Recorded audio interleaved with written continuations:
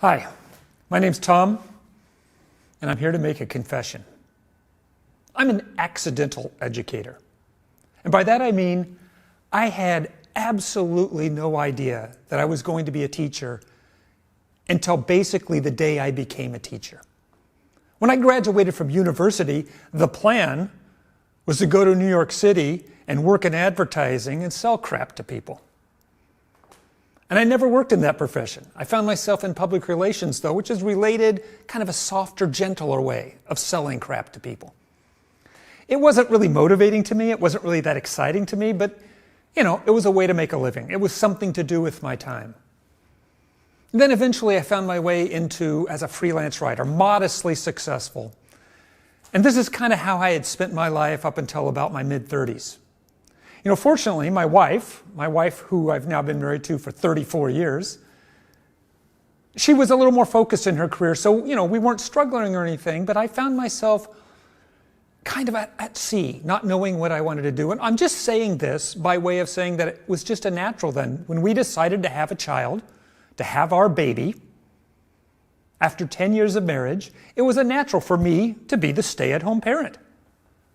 Now, this was kind of unusual back then. There still weren't a lot of fathers staying home. It's a little more common now, but it's still a fairly unusual thing. But that didn't bother me. No, the idea of staying at home with a baby had a great deal of appeal for me, to be a stay-at-home parent. You see, one thing I had learned about myself over those 35 years of life was that essentially I'm an introvert. And that means I was perfectly fine with the idea of being stay-at-home. In fact, that sounded really appealing to me, that I would get to spend my days with my baby, my beloved baby, puttering around the house, cooking food, doing little home repairs, reading stories, singing songs, building with blocks. And I had these visions that, oh my God, I get to do this now. Maybe I'll do it for 18 years. But before our daughter Josephine was even 2 years old, she began to show signs that she was taking after her mother. She wasn't an introvert, she was an extrovert. And it came out because she would say to me, "Papa, today, let's go somewhere, let's do something." And I was thinking, oh, well, what she must be telling me is she needs a social life. She must be telling me in her own way that she wants to be enrolled in preschool. Because that's what you do, right? That's what everybody does. We all enroll our kids in preschool. You have your baby, you send them off to preschool. So I went and mentioned this to my wife, and she said, "No way." "What do you mean?" "Well, she's got you. She's got a stay-at-home parent. Why would we want to leave her with someone else to raise her when she has you?" So I went behind my wife's back, and I went to my mother, and I asked her the same question. And she said no as well. She said, "No, Tom, you're a stay-at-home. She's got you. She doesn't need somebody else. And believe me, once they're gone, so keep them at home as long as you can." Well, I had one more person to try. I went to my mother-in-law, and I asked her, and she said the same thing. She's one of the lucky ones, Tom. She has a stay-at-home parent. So here I was stuck, right? I can't go against those three powerful women. So I was confronted with the challenge, and this was a big challenge for an introvert, to have to cobble together a social life for my child. I could barely cobble together a social life for myself. So what I did was look around where the kids are at playgrounds. So we started just frequenting all the neighborhood playgrounds on a regular basis, playing with whatever kids we could find there, and sort of, figuring out, other people and how to get along with them. And my daughter loved it. And one day we were on the playground, and I was talking to the mother of one of the other children on the playground, and I told her my story. I told her about how my wife, my mother, and my mother-in-law had told me no about preschool. And she said, "Well, I know how you feel. I'm a stay-at-home parent as well. But my son does attend preschool 2 mornings a week, and it's a cooperative school, which means that the parents go to school with their children." Oh, well, this sounded good to me. So I rushed home and I told my wife about this. I told my mother about it. I told my mother-in-law. And they all said to me, "Okay, fine. If you go to school with her, as long as you go to school with her every day, then you can enroll her in preschool. So that's the only way I got into the schools in the first place. And I went to school with her, and the moment I arrived on that first day of class, I realized, oh my God, I have found my place. Because this was not a little hothouse of preschoolers all together with one teacher. This was a true community where the adults, mothers and fathers, were there with their children. And we often say we know that every preschool becomes a community of children, but this, I very quickly realized, had become a community of families. And I'm sure you're familiar with the African proverb, it takes a village to raise a child. Well, that's what we had created here in this cooperative school. This community of families, there were 20 of us with our babies. And over time, we became each other's best friends, people who trusted one another, who shared common cultural ideas about child rearing. And we got to work alongside, for 3 years, I got to work alongside professional teachers, master teachers. And one in particular, my very earliest mentor, a woman named Chris David. And she was an advocate for what we call play-based education. And I'm sure some of you are familiar with this, but play-based education sounds in many ways like a radical idea to people.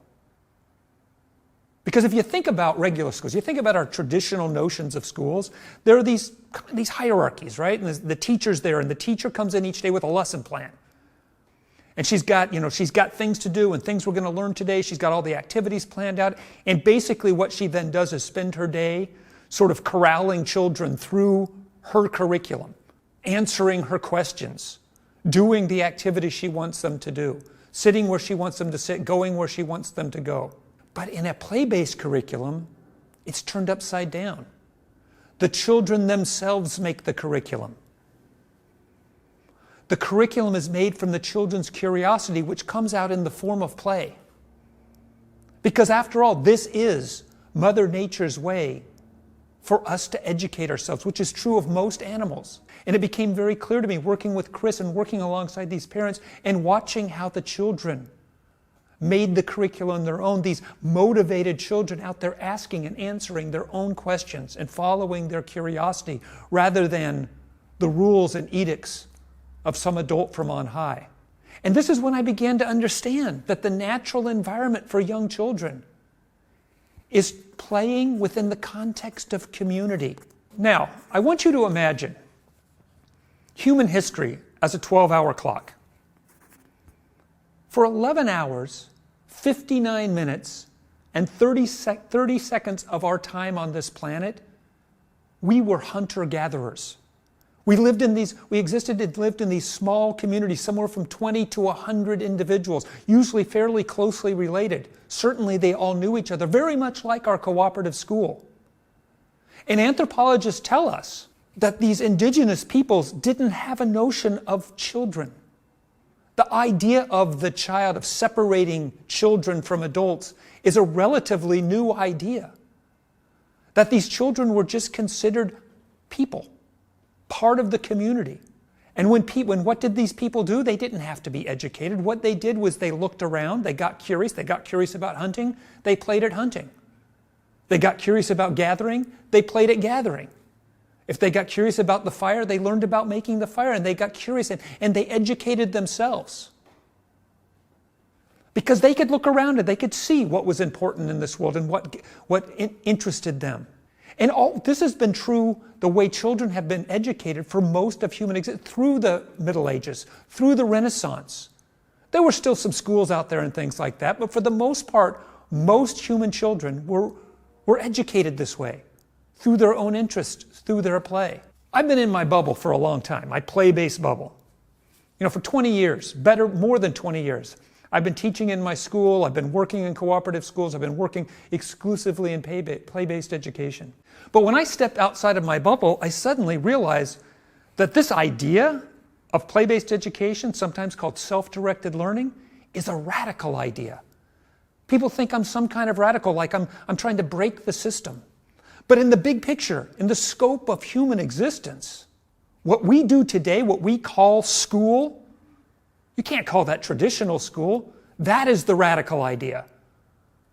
This idea that we're going to have children It is not natural for children to spend their days sitting still, quietly, indoors, doing only what somebody else tells them to do.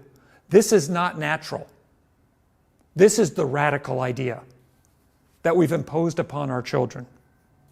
I want you to imagine, what if I started treating you the way we treat children? What if I attempted to coerce you, to manipulate you, to trick you, to tell you what to do, to where to sit, when to go to the bathroom? At best, you would think I was a jerk. You would probably consider me evil even. You would be mad at me. You would fight against me. Yet for some reason, we've all bought into the idea that this is okay to do to children, just not to adults.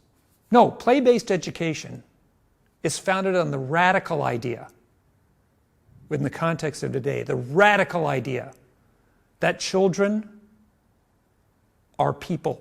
And these people are due the same rights and respect that all people are due. They don't need to be guided, coerced, and tricked. Do children need us? Of course they do. But they don't need us to manufacture them. We don't need to make them and need to be the ones making them into something to shape their brains. No, children need us in the same way a seed can use a gardener. Right? The soil is tended, the seed is put into the soil. The gardener makes sure there's water. The gardener makes sure there's, that it's protected, make sure there's some sun. But everything else is the responsibility of the seed. It's the seed's job to sprout, to grow, to leaf, to bud, to flower, and to fruit. And that's the way play-based education works. We are gardeners. Now, I've been lately spending a lot more time outside of my bubble, amongst adults who don't see eye to eye with me on what is best for young children. And I'm not saying that there's anything wrong with these people. We all love our children. In fact, it's one of the few things that I think everybody around the world can agree on. We love our children. There's no doubt about that. And very often we believe because we share this interest in doing what's right for children, sometimes we believe we agree, but once we get to talking, we soon discover this incredible gulf between people who want to treat children like something that needs to be manufactured versus people who know children are fully formed human beings who only need a gardener. It's not natural for children to learn according to a schedule instead of their own curiosity. Not long ago, I found myself in a meeting with a couple of venture capitalists, a couple of people here in Seattle who wanted to invest in education issues. And these were highly successful people. They were accomplished, they were wealthy, they had done so much in life, and part of what they were doing was investing to make money, but the other piece was they really wanted to give back. And during the kind of getting to know you phase, I was telling about my background a little bit, and I mentioned cooperative schools, and they both lit up. It turned out that both of them had also enrolled their children in cooperative schools, and they both had had the experience of being a parent in these cooperative communities. And one of them in particular, Scott, he said, "Tom, I really want to tell you about this. This was actually an incredibly transformative experience in my life. To get to spend time in that classroom as part of that community, working with not just my child, but all the children. And I'll never forget that first day I was in class. And I was down on the floor, I was in my jeans, I was mucking around, and I was building with the blocks.